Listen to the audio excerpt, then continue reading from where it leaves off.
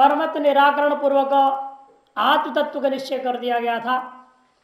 और अब अपनी प्रक्रिया अवस्था त्रय का उपन्यास करते हुए इन तीनों का साक्षीभूता तुरीय का कथन द्वारा अवधारण करने के लिए पहले अवस्था द्वय का व्याख्यान आरंभ कर रहे हैं।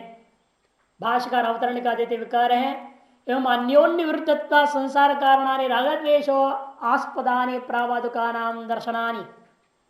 जो प्रावादकों के दर्शन है, सभी के सभी वेदांत के छोटे के सब प्रावाद का दर्शन माना जाता है। यह परस्पर विरुद्ध है और संसारी उसका फल है। मोक्ष वो लोग कहते तो हैं हम पे सब मोक्ष के ठेकेदार बनते हैं, इन वास्तव में उन सभी शास्त्रों का दर्शनों का चिंतन मनन से अंतर्गत संसारी प्राप्त होना है। संसार कारण जिसका ऐसे हैं वे सब के सब कौन प्रावादकों का दर्शन संसार का कारण है। संसार है कारण जिनका ऐसा नहीं, संसार का कारण है ऐसे वे सब के सब प्रावाद का दर्शन है।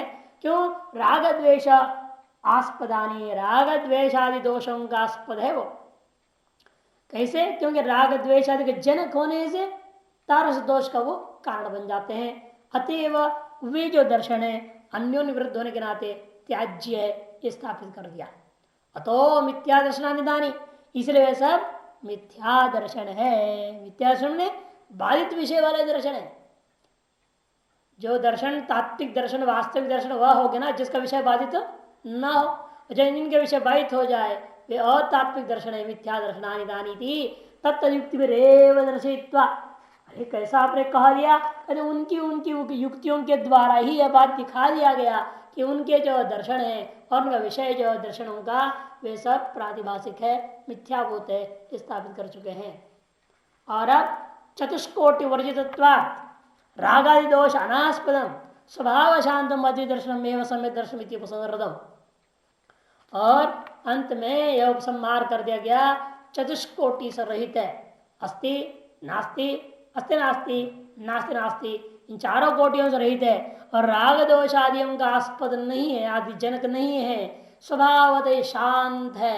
ऐसा ही अद्वैत दर्शन करके सम्यक दर्शन रूपा वेदांत दर्शन का उपसंहार कर दिया गया। अबाधित वस्तु विषय दर्शन होने से सम्यक दर्शन है, ऐसा उपसंहार कर दिया गया।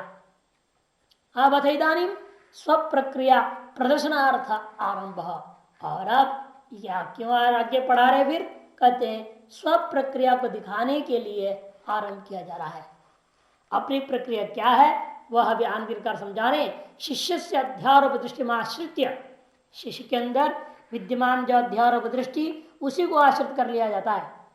शिष्य में आश्रित जो आरोपित जागृदादि प्रतीति, जागृदादि जो प्रतीति है उन्हीं को आश्रय करके, उन्हीं को आश्रय करके हम क्या कर रहे हैं?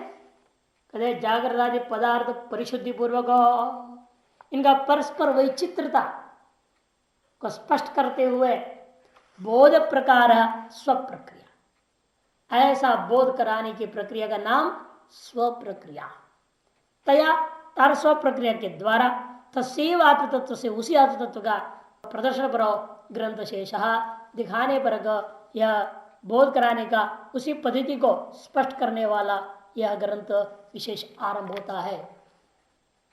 सवस्तु सोपलम्भम च द्वयं लौकिकमिष्यते अवस्तु सोपलम्भम च शुद्धम लौकिकमिष्यते। सवस्तु सोपलम्भम,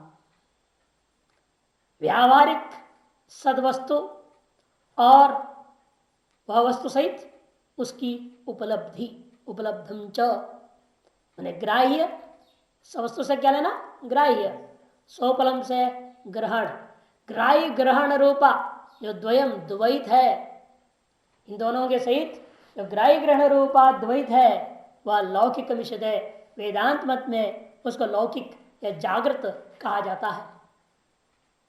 तथा अवस्तु सोपलम्भन, जो द्वैत वस्तु के बिना ही केवल उपलब्धि है के सहित जो व्यवहार वहां पर भी, लेकिन ग्राह्य ग्रहण भाव तो दिख रहा है, वस्तु के बिना भी ग्राह्य ग्रहण भाव का ज्ञान हो रहा है, वस्तु नहीं है कि सोपलम्ब है वहां, उपलम्ब तो है, ग्रहण तो है, ज्ञान तो है वहां। ऐसा जो स्वप्न अवस्था है उसको शुद्ध लौकिक कहते हैं। वस्तु रूपी अशुद्धि के अभाव के कारण से उसको शुद्ध कह दिया कि सारी समस्या वस्तु की निरंतरता की भ्रांति ही राग द्वेष मोह का कारण होता है। स्वप्न के वस्तु के प्रति आपके अंदर कोई राग द्वेष मोह नहीं होता। क्यों? उसकी निरंतरता नहीं है। यदि रोज रोज एक ही स्वप्न दिखाई दे, अच्छी स्वप्न दिखाई दे, तब उसके वस्तु में आपको मोह हो जाएगा। और आप विचार ये करेंगे जागृत 12 घंटे का है, स्वप्न 1 घंटा ही खत्म हो जाते, ठीक नहीं है। स्वप्न अच्छा है ना जागृत की अपेक्षा से, रोज रोज वही हो रहा है, अच्छी चीज मिल रही है वहां, तो फिर क्या चाहेंगे आप यही चाहेंगे ना कि स्वप्न 12 घंटा रहे, जागृत 1 घंटा रहे, उल्टा हो जाए। लेकिन भगवान ने ऐसी खेल रचा है कि स्वप्न में रोज एक चीज मिलती नहीं और अच्छी चीज ही मिलती नहीं है। इसे स्पष्ट है स्वप्न के विषय के अनिरंतरता, अस्थिरता, अनित्यता, दृश्यत्व मात्र का निश्चय होने के कारण से उनसे राग द्वेष मोह आदि नहीं होते, अतएव वे शुद्ध कह दिए गए। अतएव स्वप्न को शुद्ध कहते हैं और जागृत अशुद्ध है, क्योंकि यहाँ का चीज ऐसे है, वस्तु निरंतर है, स्थिरत्व है ना, अचलत्व, ये सब की भ्रांति के कारण से यहाँ राग द्वेष मोह आदि उत्पन्न करता है। मल का कारण है, विक्षेप का कारण है जागृत का विषय, इसे इनको अशुद्ध लौकिक कहते हैं। और विक्षेप मल आदि कारण न होने से स्वप्न को हम शुद्ध लौकिक शब्द से कहते हैं। शुद्ध लौकिक कहने से तात्पर्य सिद्ध हो जाता है अशुद्ध लौकिक करके जागृत को, इसलिए अशुद्ध शब्द के बिना भी कहेंगे तो भी अर्थ तो सिद्ध हो ही गया, वो अशुद्ध लौकिक है, इसलिए उसको केवल लौकिक शब्द से कह दिया जाता है। और सुषुप्ति को जहां कोई न ग्राही है न ग्रहण, दोनों ही नहीं रहा, लोकोत्तर हो गया। भाष्य समस्तो मैंने समृद्धि, समृद्धि का मतलब समृद्धि सता, भाष्यकार कहते हैं समृद्धि सता वस्तुना सह वर्तते इति सवस्तु। समृद्धि सता का अर्थ टिप्पणकार स्पष्ट करते हुए कह रहे हैं समृद्ध मैंने व्यवहार काल सत, व्यवहार काल में सत है, वास्तव में असत है। तेन व्यावहारिक सदवस्तुना तारस व्यावहारिक सत्ता, समृद्धि सत्ता मैंने व्यावहारिक सत्ता से युक्त वस्तु, तारस वस्तु से युक्त है ज्ञान जागृत में, इसे जागृत का नाम सवस्तु कर दिया जाता है। और बल्कि स्पष्ट करते हैं आनंद तो आगे जाकर के समृद्धि शब्द का अर्थ क्या है तो लिख देते हैं वो बाह्य इंद्रिय प्रयुक्त व्यवहार समृद्धि शब्दार्थ, बाह्य इंद्रियों से प्रयुक्त जो व्यवहार होता है उसी को समृद्धि शब्द से ग्रहण कर लेना। तथा च उपलब्धि उपलम्भा, इसी प्रकार से सोपलब्धि सोपलम्भ है ना, उसका अर्थ क्या तो तेन सह वर्तते, उपलब्धि ही का नाम उपलम्भ है, उसके सहित होने का नाम सोपलम्भम, अनज्ञान के सहित होना। चकार ये वर्त में तथा चम ने तथैव उसी प्रकार से प्रतीति मात्र शरीर है शुक्त रूप आदि के समान प्रतीति मात्र शरीर जिसका उसको कहते हैं उपलब्धि उपलम्भ, तेन सा वर्तते उसके सहित जो है उसका नाम सोपलम्भम च। शास्त्र सर्वव्यवहारास्पदम, भाष्यकार सतर्क कर दिया ये मत सोचो व्यवहारिक है, व्यवहारिक सत्ता वाला है, प्रतीति मात्र है शुक्त रहित के समान, ऐसे कहने से आप घटपट आदि को ले लोगे, शास्त्र को नहीं। इसलिए वास्तव में कहते हैं शास्त्र शिष्य शास्ता ये त्रिपुटी भी व्यवहार गम्य ही है, व्यवहारास्पदी है, यह भी जागृत की कोटि के अंतर्गत ही है। ग्राह्य ग्राहक लक्षणम द्वयम, ग्राह्य ग्राहक रूपा यह द्वैतात्मक जो जगत है वह लौकिकम, लोकाद अनभेदम इति लौकिकम, लोकाद अनभेदम इति लौकिकम, जो लोक से हटा हुआ नहीं है, लोक संबद्ध है अर्थात लोक प्रसिद्ध है, लोक समस्त जीवों में जो प्रसिद्ध है, ऐसी विचित्र जागृत अवस्था। जागृत मित्यता तो उसको जागृत शब्द कहते हैं। इसलिए आनंद कहते हैं प्रातिभाषिक व्यावहारिक जो जगत है भी प्रातिभाषिक ही है वास्तविक वेदांत दृष्टिकोण से। इसी कैसे कर रहे थे दूसरे पंक्ति, यदि प्रातिभाषिकम व्यावहारिकंच, यदि प्रातिभाषिकम व्यावहारिकंच स्थूलम अर्थजातम आदित्य देवतानुगृहित इंद्रिय उपलब्धते तक जागृतम इत्यर्थः। प्रातिभाषिक होता हुआ भी व्यवहार के योग्य जो है, और प्रातिभाषिक होता हुआ व्यवहार के योग्य नहीं है स्वप्न का पदार्थ, और प्रातिभाषिक होता हुआ व्यवहार के योग्य है, स्थूल है, अर्थ समूह आदित्य देवताओं से अनुगृहित इंद्रियों के द्वारा जो अनुभव में आता है वह जागृत अवस्था है। और कहते हैं एवं लक्षण जागृत मिशते वेदांतेश, वेदांत में, वेदांत शास्त्र में, वेदांत दर्शन में इसी को ही मैंने परंपरा से ज्ञानोपायत्वेन, जागृत भी हमारे लिए ज्ञान का साधन है, स्वप्न भी ज्ञान का साधन है, सुषुप्ति भी ज्ञान का साधन है। कैसे ज्ञान का साधन बनता है? ज्ञानोपायत्वेन, परंपरा ज्ञान का उपाय कैसे बनता है? ये गुरु शास्त्र प्राप्ति द्वारा। जागृत अवस्था भगवान ने इसलिए बनाया है हमारे लिए कि हम गुरु के पास पहुंच के शास्त्र को प्राप्त करें, इसलिए जागृत है, और कोई काम के लिए नहीं। ये जब बेकार काम बाकी जितना भी है, शादी बच्चा बच्चा होना सब लफड़ा, उसके लिए बनाया ही नहीं भगवान ने जागृत को। परंपरा मैंने गुरु शास्त्र प्राप्ति द्वारा अद्वैत वेदांतानुभूति ज्ञान का उपाय ही जागृत अवस्था की व्यवस्था है। फिर पूछेंगे आज स्वप्न अवस्था में क्या होगा? वो किस लिए है? वह इसलिए कि आत्मा में स्वयं ज्योतिष को सिद्ध करने की। स्वप्न अवस्था आत्मा को स्वयं ज्योति सिद्ध करने के लिए है, जागृत अवस्था गुरु शास्त्र प्राप्ति के लिए है, सुषुप्ति अवस्था आपकी आनंद रूपता को स्थापित करने के लिए। कि सुषुप्ति में ही आप क्यों जाना चाहते, सुषुप्ति में क्यों सोना चाहते हैं रोज रोज? क्योंकि उसमें एक सुख अनुभव होता है ना, आपको एक विलक्षण सुख अनुभव होता है। यदि वो विलक्षण वह इस जागृत और स्वप्नकालीन सुखों की अपेक्षा से ज्यादा विलक्षण और इनके थकान को दूर करने वाला एक विलक्षण आनंद अनुभव न होता तो आदमी सुषुप्ति में कभी नहीं जाता। वह इसलिए जा रहा है, दो मुख्य कारण है। एक तो इसको सुख अनुभव हो रहा है, एक विलक्षण आनंद अनुभव होता है, और यहाँ की थकान दूर हो जाती है, बैटरी चार्ज हो जाता है दोबारा काम धंधा के लिए। ये तीन मुख्य उद्देश्य को लेकर तीन अवस्था बनाई गई है। जागृत अवस्था गुरु शास्त्र प्राप्ति, स्वप्न अवस्था स्वयं ज्योतिष सिद्धि, और सुषुप्त अवस्था स्वरूप का आनंद रूपता की सिद्धि के लिए है। इस प्रयोजन को न जानने वाले मूढ़ लोग क्या करते हैं, इन तीनों अवस्थाओं को दुरुपयोग भी कर रहे हैं। इसलिए सब कृपण है।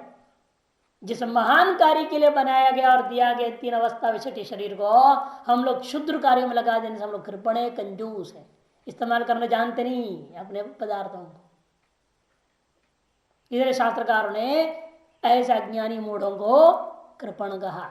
और जो विवेकी होता है वो क्या करता है, इस चीज को समझ करके जागृत अवस्था को केवल गुरु और शास्त्र प्राप्ति में लगा देता है।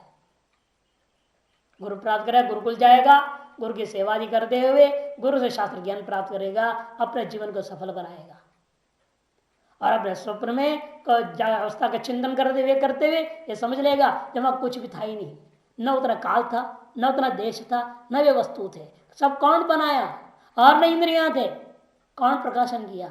इसका मतलब मैं ही सब कुछ हो रखा था, इसका मैं प्रकाश स्वरूप हूं, और आकर सारे पदार्थों को प्रकाशन किया, मैं स्वयं ज्योति हूं, स्थापित होता है। ये तदर्थ ही अवस्था त्रय है। ये विवेक सम्यक प्रकार दिमाग बिठा के रखना ताकि आप लोगों को भी लाभ होएगा। नहीं अवस्तु और स्वप्न कैसा है, अवस्तु समृतिरप्य भावात, वहां व्यवहार कदा भी नहीं रह जाती है। समृतिरप्य भावात बाह्येंद्र प्रयुक्त व्यवहार वहां नहीं है, क्योंकि बाह्य इंद्रियां वहां काम नहीं कर रही हैं उस समय में, दसों इंद्रियां चौपट है, एकमात्र मन राजा खेल रहा है वहां। सोपलंबा मतएव, वह मन अपने वासनाओं को लेकर के, अपने अविद्या में पड़ी हुई वासनाओं को लेकर के, विषयों को बना करके वस्तुवद उपलंबनम, वस्तु के समान, वास्तव में वस्तु है नहीं, वस्तु के समान उपलब्ध करता है। उपलम्भो असत्यपि वस्तुनि, क्योंकि वहां जो ज्ञान हो रहा है असत्य भी वस्तुनि, वस्तु का न रहने पर भी ज्ञान हो रहा है। तेन सहवर्तते, ऐसा के सहित होने के कारण से इसको हम सोपलंबम कहते हैं। शुद्धम केवलम प्रयुक्तम जागृतात् स्थूलात् लौकिकम सर्व प्राणी साधारणत्वात् इष्यते स्वप्रतिरता। इसको शुद्ध कहते हैं आप। शुद्ध का मतलब केवल ही है। क्यों केवल है ये? क्योंकि जागृता स्थूलात् प्रयुक्तम, जागृत में जिस प्रकार का स्थूल विषय प्राप्त थे उससे प्रविविक्त पृथक है या अलग है। ये यहाँ का विषय अत्यंत सूक्ष्म है, वासनामय है। शुद्ध होता हुआ इस स्वप्न का दूसरों को क्या कहा अपने? लौकिकम भी बोल दिया। शुद्ध लौकिकम, शुद्धम क्यों कहा? उसका पदकृति पहले कर दिया। शुद्ध मने केवलम। केवल क्यों है वो? क्योंकि जागृत में विद्यमान स्थूलों से प्रविविक्त है वो। और लौकिकम अपि, फिर लौकिक कैसा है? सर्व प्राणी साधारणत्वाद लौकिकम इष्यते। सगल प्राणियों में सर्वसाधारण प्राणियों को लोक प्रसिद्धि को लेकर के स्वप्न को कौन नहीं जानता? स्वप्न हर व्यक्ति देखता है, पशु भी देखते हैं, पक्षियां भी देखते हैं, सभी को अनुभव सिद्ध है स्वप्न। इसे सर्व प्राणी, सर्वलोक क्या तात्पर्य? सर्व प्राणी प्रसिद्ध होने के नाते इसको लौकिकम कहा। ऐसे वेदांत दर्शन में स्वप्न के बारे में विद्वानों के द्वारा अभिलषित स्वरूप है, ऐसे समझो। ठीक है, आप सुषुप्ति के बारे में वर्णन करने जा रहे हैं। सुषुप्ति कैसा है? जहां स्थूल वस्तु भी नहीं है, सूक्ष्म वस्तु भी नहीं है। स्थूल सूक्ष्म से वस्तु विषयभूतम यत्र न विद्यते तथा वह सुषुप्ति होता है जहां स्थूल सूक्ष्म उभय प्रकार का वस्तु नहीं है विषय रूपेण। क्यों नहीं है वहां? तो उसके भी आंतरिक वर्णन कर रहे हैं। इंद्रियार संप्रयोग जन्यो वा स्थूलार्थवगा ही वासनात्मको वा यत्रोपलम्बो न संभवति। इंद्रियार्थ का संप्रयोग से जन्य स्थूल विषय का अवगाहन करने वाला ज्ञान वैशिष्ट पदार्थ वहां नहीं है, और वासनात्मक भी विषय जो विषयों को ग्रहण करने वाला वहां पर नहीं है। न संभवती तद अशेष विशेष विज्ञान शून्यम। जितने विशेष विज्ञान आपका जागृत में और स्वप्न में था उन सब के सब का अभाव हो जाता है। उस अवस्था का नाम सुषुप्ति है। उसी को समझाते हुए कार्यकार कर रहे हैं। अवस्थनुपलम्भंच लोकोत्तरमिति स्मृतम ज्ञानं ज्ञेयं च विज्ञेयं सदा बुद्ध ही प्रकीर्तितम। सदा बुद्ध ही प्रकीर्तितम। अवस्तु अनुपलम्ब कहते हैं जो वस्तु और उपलब्धि इन दोनों ग्राह्य और ग्रहण से रहित है उस अवस्था को, उस सुषुप्ति अवस्था को वेदांत दर्शनों में लोकोत्तर नाम से बुद्धों ने, विद्वानों ने, ज्ञानियों ने व्यवहार किया है, कथन किया है। अतएव तीन भागों में बांटा जा सकता है इन तीनों वस्तुओं का। ज्ञानं ज्ञेयं च विज्ञेयं, ज्ञान, ज्ञेय और विज्ञेय। तो इस प्रकार विद्वानों ने सदा बुद्ध ही विद्वद्भिः ही विद्वानों ने सदा अवस्थात्रय रूप ज्ञान, ज्ञेय तथा विज्ञेय, विज्ञेय तुर्य संजक अद्वय अजन्म वस्तु को लेना है, उसको प्रकीर्तन कथन किया है।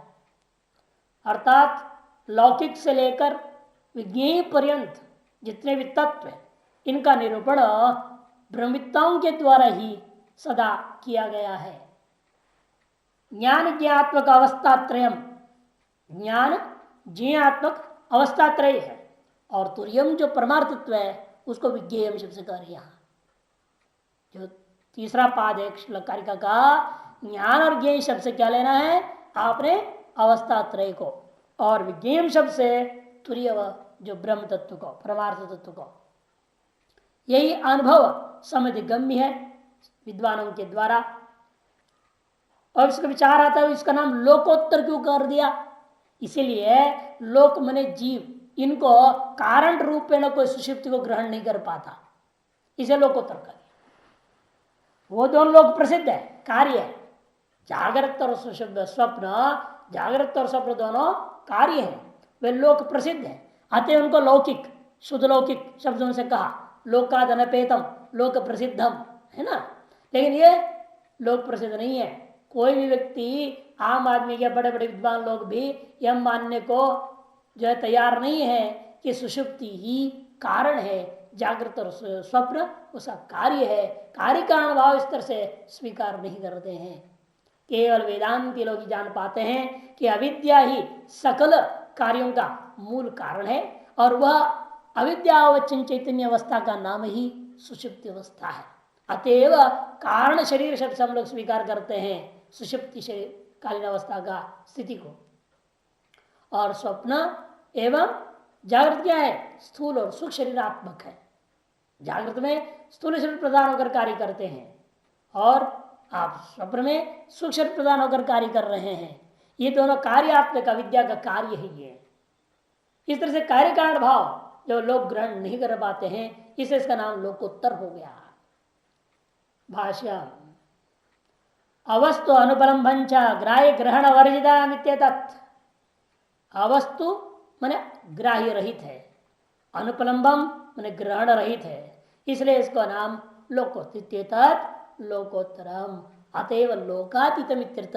लोकोत्तर माने लोकातीत है। ये ग्राह्य ग्रहण विषयो ही लोक, क्योंकि ग्राह्य ग्रहण विषय का नाम ही लोक है। क्योंकि जहां ग्राह्य और ग्रहण विषय हो ऐसे को ही लोक कहते हैं। तद अभावात, और वो न होने से इसका नाम लोकातीत कह दिया। लोकातीत मैंने अलौकिक है।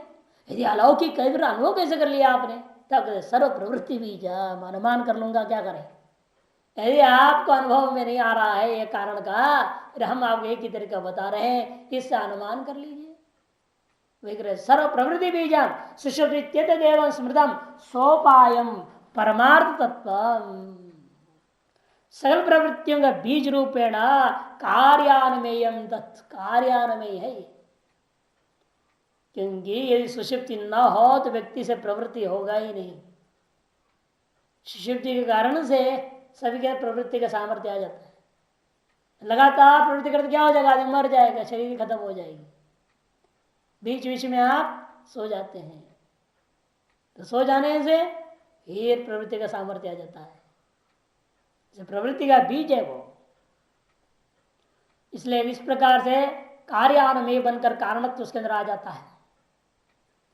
सुषुप्तमित्येतदेवं स्मृतम, ऐसा ही स्मृता उपदिष्टा, ऐसे ब्रह्मवेत्ताओं ने स्मरण करके उपदेश किया। सोपायम परमार्थत्वम, श्रवणादि साधन सहित वही परमार्थ तत्व है कि और ले जाने का मुख्य साधन है। लौकिकम शुद्ध लौकिकम लोकोत्तरंच जागृतादि क्रमेण येन ज्ञान जायते तज्ञानम ज्ञेयम एतान्येव त्रीणि। इसलिए लौकिक, शुद्ध लौकिक और लोकोत्तर मैंने जागृतादियों को क्रमशः, जागृतादि इन अवस्थाओं जिस ज्ञान के द्वारा जाना जाता है उसी को वस्तुतः हम ज्ञान कहते हैं।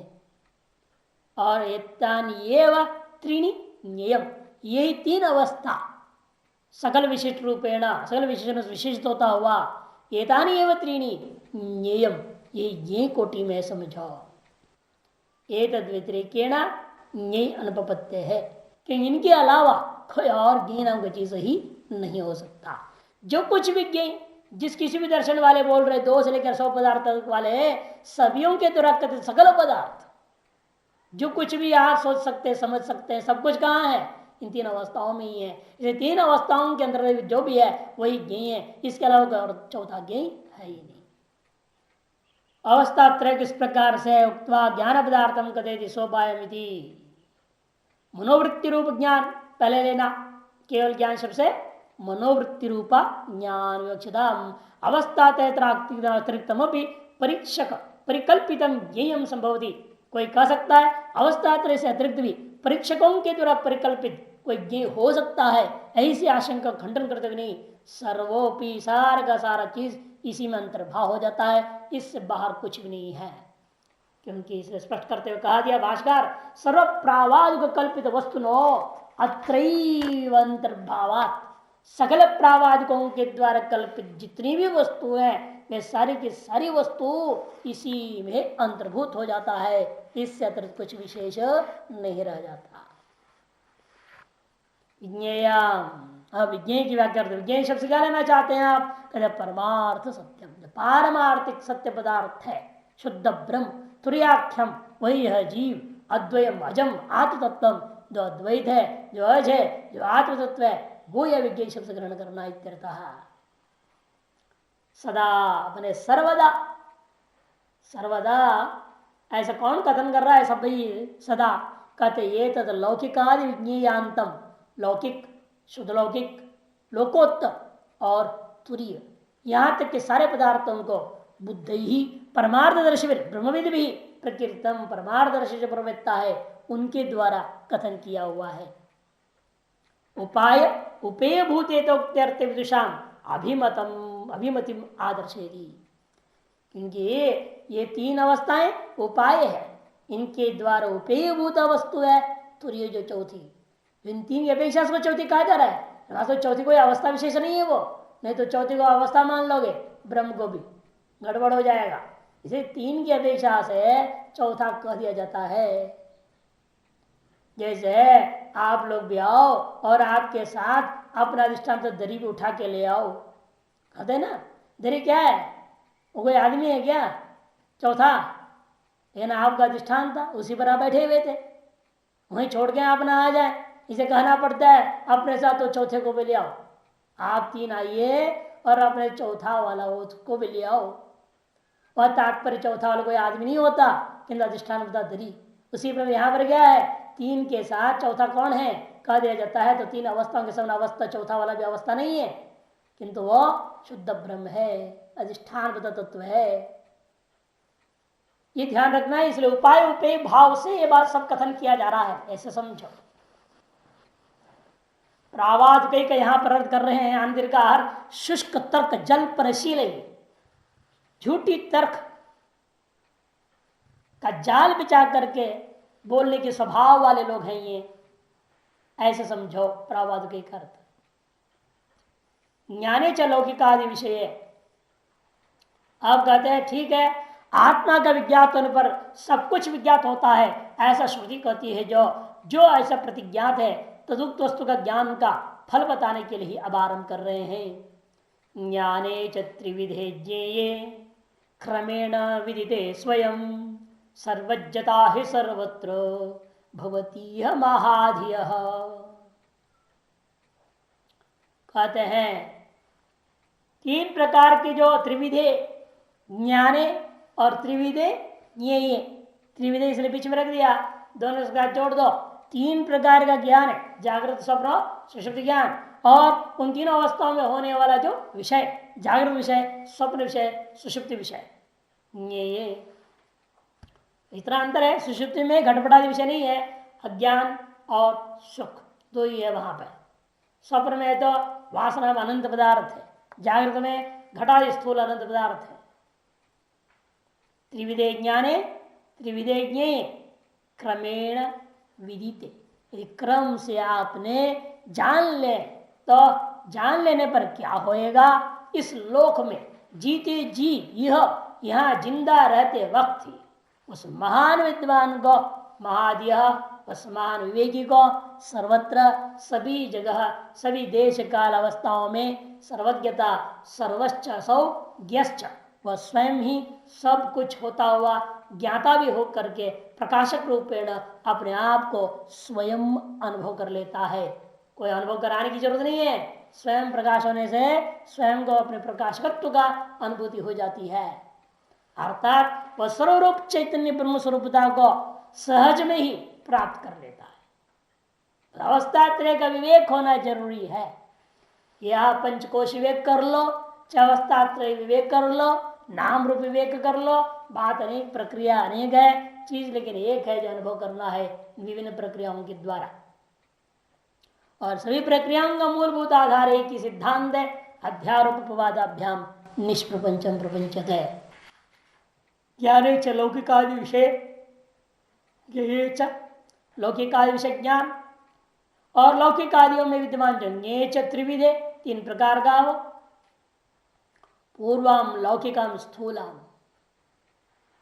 पूर्वम लौकिकम स्थूलम, पहले सबसे पहले आम आदमी के दृष्टिकोण से सुषुप्ति कारण को मानता है ना, पहले क्या मानता है, क्योंकि जागृत को ही पहले मानता है, कि जब पैदा हुआ सोते सोते कोई पैदा नहीं होता ना, जो भी पैदा हुआ जगे हुए जगते हुए रोते हुए पैदा हुआ। जब हम पैदा हुए हम तो रोए जग हंसे, ये तो कहता ना कबीरा। तो यही होता है, रोते हुए जगे हुए आप जब जन्म लेते हैं ना, इसलिए आपके दिमाग में लगता है पहली अवस्था जागृत होती है, फिर थोड़ा सा नींद में तो स्वप्न देख लिए, इसलिए आप समझते हैं उसके बाद की अवस्था स्वप्न है। फिर गहरी नींद में चले गए तो अंतिम अवस्था आप सुषुप्ति समझते हो। इन वास्तव में उल्टा क्रम है, पहला सुषुप्ति होती है, फिर जो है स्वप्न, फिर जागृत होता है। लेकिन आम आदमी के दृष्टिकोण से समझाते हुए कह रहे हैं पहला लौकिक मान लो, हमें कोई आपत्ति नहीं है। लौकिकम स्थूलम, पहला जगत ही बराबर ने क्या अनुभव किया था, तो लौकिक स्थूल जगत को जागृत का अनुभव किया। तद अभाव है ना, उसके बाद क्या हुई, जैसे हल्की नींद में पहुंच गए वहां स्वप्न देखने लग गए, तो जागृत का भाव के द्वारा पश्चात जागृत के अनंतर में क्या आपने अनुभव किया, शुद्धम लौकिकम, स्वप्न का अनुभव किया। जब तद अभाव है ना, उसका भी अभाव हो गया तो लोकोत्तरम नाम का सुषुप्ति को आपने अनुभव कर लिया। इत्येवं क्रमेण स्थानत्रय अभाव है ना, इस क्रम से स्थानत्रय के अभाव के द्वारा, मैंने अभाव निश्चय के द्वारा परमार्थ सत्य तुर्य द्वय अभय विदिते, वह जब परमार्थ सत्य है, तुर्य अवस्था है, अद्वैत है, अज है, अभय है, उसकी विदिते सती, अनुभूते सती, उसके अनुभव होने पर स्वयमेव, स्वयं ही, अन्य किसी साधन से नहीं, स्वयमेव, स्वयं का तात्पर्य होता है अन्य निरपेक्ष। इसलिए तो गीता स्मृति की इतनी महत्व क्यों है, स्वयं मुख पद्मार विनिश्रता, स्वयं मुख पद्म से निकल पड़ा। वे कैसे निकल पड़ा, वही आगे दृष्टांत से दे समझा दिया। दुग्धा गोपाल नंदन, जैसे गाय का बछड़े के प्रति दूध बहता है, स्वाभाविक है, सहज है, सर्वत्र पूरे शरीर में कण कण में व्याप्त दूध एकत्रित हो जाता है थन में बछड़े के लिए। उसी प्रकार से वह स्वयं आता है ना, वहां स्वयं ही होता है एक विलक्षण प्रेम और ममता के कारण से।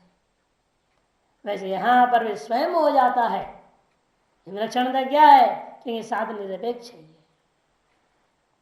आत्मस्वरूप ऐसा होता है वो तब आत्मस्वरूप ही रहता है। सर्वज्ञता, सर्वं जानाति, सर्वज्ञ नहीं बनाना, सर्वश्च सौ ज्ञश्च इति सर्वज्ञ, सर्व रूप को प्राप्त करते हुए स्वयं सबका ज्ञाता है, उन्हें प्रकाशक है। कोई कह सकता है भाई अमाज्ञ तद्भाव, तार सर्वज्ञ का भाव का नाम सर्वज्ञता। लेकिन ऐसी सर्वज्ञता की प्राप्ति तो मरने के बाद ब्रह्मलोक में जाने से मिलेगा, कहते न, यह अस्मिन लोक है। अर्थ करते टीकाकार ने, टिप्पणकार ने, शरीर है, इस शरीर में जीते जी ही आपको अनुभव में आएगा। ऐसे किस व्यक्ति को होता है, महादय महाबुद्धे है, महान विवेकी पुरुष को ही हो पाता। लेकिन यह भी कदाचित होता होगा, कहते नहीं, सर्वत्र सर्वलोकातिशय वस्तु विषय बुद्धित्वात्, सर्वलोकातिशय वस्तु विषय बुद्धित्वात्, अध्यस्त वस्तुजात, सर्वलोक क्या है, अध्यस्त समस्त वस्तु समुदाय, उनसे अत्यंत विलक्षण वस्तु विषयक है बुद्धि उसका। एवं विदः, ऐसा तुर्य आत्म को जानता हुआ जो व्यक्ति सर्वत्र मन सर्वदा भवति, सर्वदा ही प्रकाशक होकर के, प्रकाश स्वरूप ही होकर के स्थित रह जाता है। स्वरूप है व्यभिचारा भावात। क्यों ऐसे हो गया, सकृत विदित स्वरूप है व्यभिचारा भावात। एक बार यदि विदित हो जाए तो फिर बार बार होने की भी जरूरत नहीं पड़ती है, क्योंकि स्वरूप में कभी व्यभिचार नहीं होता। इस अग्नि की अपने उष्णत्व के स्वरूप का विचार कभी नहीं होता, प्रकाशकत्व स्वरूप का विचार नहीं होता, दाहकत्व का स्वरूप जो विचार नहीं होता, उसी प्रकार जो जिसका स्वरूप होता है उसका कोई विचार नहीं होता। इत्यर्थः। श्रुत्याचार प्रसादात विदिते स्वरूपे स्वरूप स्मरण से विचार अभावात् परिपूर्ण जप्ति रूपता विदुष भवति इत्युक्तम स्फुटयति। कहने का मतलब यह है, श्रुति एवं आचार्य की कृपा से जो अनुभव कर लिया गया वह स्वरूप है, वह एक बार स्वरूप स्मरण हो जाए, दोबारा वह कभी अंधकार को प्राप्त नहीं हो सकता। जैसे गुफा के अंधकार को एक बार आपने मिटा दिया, प्रकाश को ले जा करके कि मैं प्रकाश बुझ जाए तो दोबारा अंधकार हो जाता है, वैसे यहां भी हो जाएगा। यदि ऐसा कोई कहे, कहते यहाँ ऐसा नहीं हो सकता। क्यों नहीं हो सकता? क्योंकि वास्तव में कभी हुआ ही नहीं था ना। यदि पहले कभी इस आत्मा को कोई ढक दिया होता तो कहा भी ऐसे दोबारा ढक देगा, संभावना बनती दोबारा ढकने का, लेकिन वास्तव में कभी ढका हुआ है ही नहीं। जिस व्यक्ति को भ्रांति के कारण जगत दिखाई दे रहा है, उसको समझाने के लिए कथा करते हुए कहना पड़ता है, मान लेना आपके अपने आत्म स्वरूप पर माया अविद्या ने उसको आवरण कर दिया था। उस आवरण करने के बाद उस चैतन्यता से उसको हिम्मत मिल गया। हिम्मत मिलने से उस अविद्या में छल पहल हुई, तीनों गुणों में विषमता आ गई। विषमता कारण से वो विक्षेप पैदा कर दिया। ऐसे कहते हुए समझाने के लिए वास्तव में वो है ही नहीं, ये बताने के लिए एक व्यवस्था दिया गया है। बुद्धि अवतार आया, कहा है ना पहले, बुद्धि को उस ब्रह्म तत्व में अवतरित कराने के लिए इस सारी कल्पना की गई जगत की उत्पत्ति स्थिति लय वगैरह। इसलिए कहते हैं वहां स्वरूप का स्फुरण होने के बाद वहां व्यभिचार की संभावना ही नहीं है, किंतु क्योंकि वह परिपूर्ण ज्ञप्ति रूपता है, यही विद्वान का वास्तविक स्वरूप है।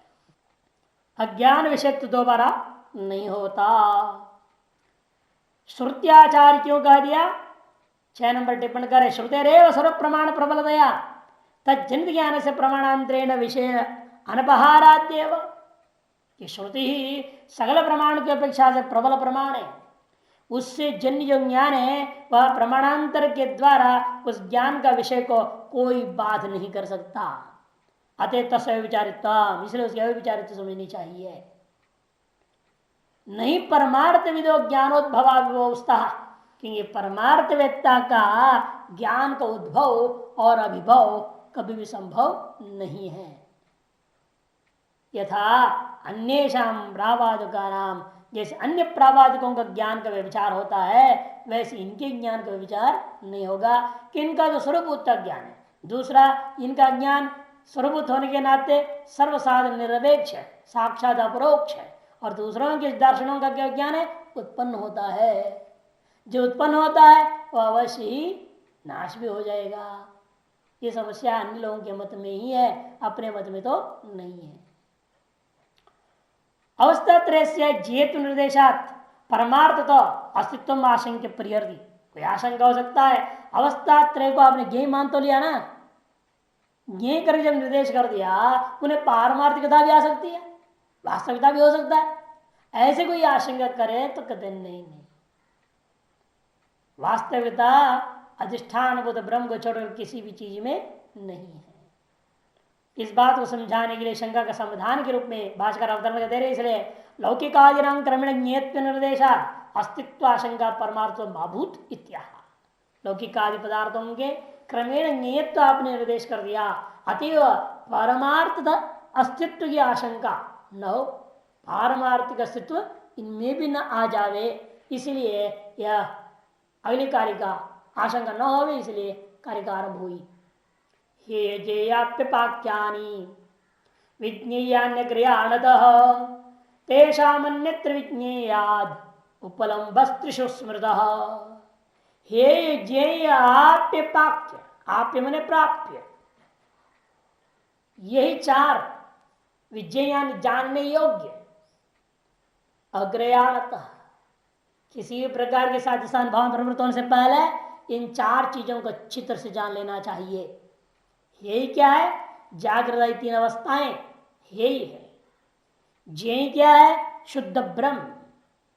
और प्राप्ति क्या है? श्रवण निध्यासन साधन।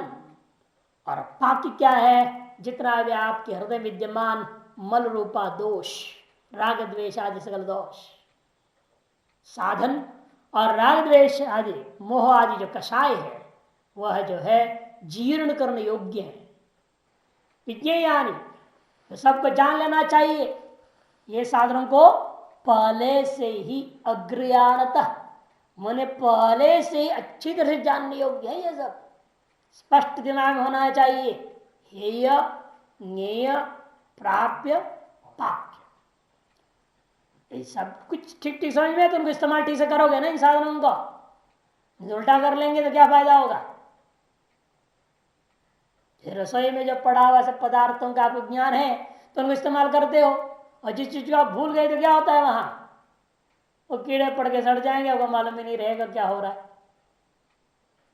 ज्ञान दृष्टि में नहीं ना वो साधन का सर्वनाश हो जाता है, इस्तेमाल नहीं हो पाता। उसी प्रकार यहां पर भी है। यदि आप इस संसार के सकल पदार्थों सम्यक प्रकार से चार भागों में बटाव को नहीं समझेंगे तो मोक्ष मार्ग में जो साधन करने के लिए चले हो आप सम्यक नहीं कर पाएंगे।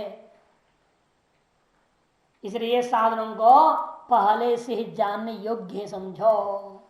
इनमें से तीन को अलग कर देंगे, एक को अलग करके विभाजन का समझा तेषाम अन्यत्र विज्ञेयात्। इनमें जो विज्ञेयभूत जो ब्रह्म है उससे अन्यत्र बाकी जितने ही हैं, कौन, हेय, आप्य, पाक्य, ये सब कैसे हैं, त्रिशो उपलम्ब स्मृत। इनमें से विज्ञेयभूता जो ब्रह्म को छोड़कर अवशिष्ट तीनों में, अन्यत्र त्रिशु, इन तीनों अन्य अवशिष्ट तीनों में भी क्या है, उपलम्भत्व है, माने मायामयत्व है, आविद्यकत्व है। ऐसे विद्वानों ने स्मरण कर कथन किया है, उपदेश दिया है।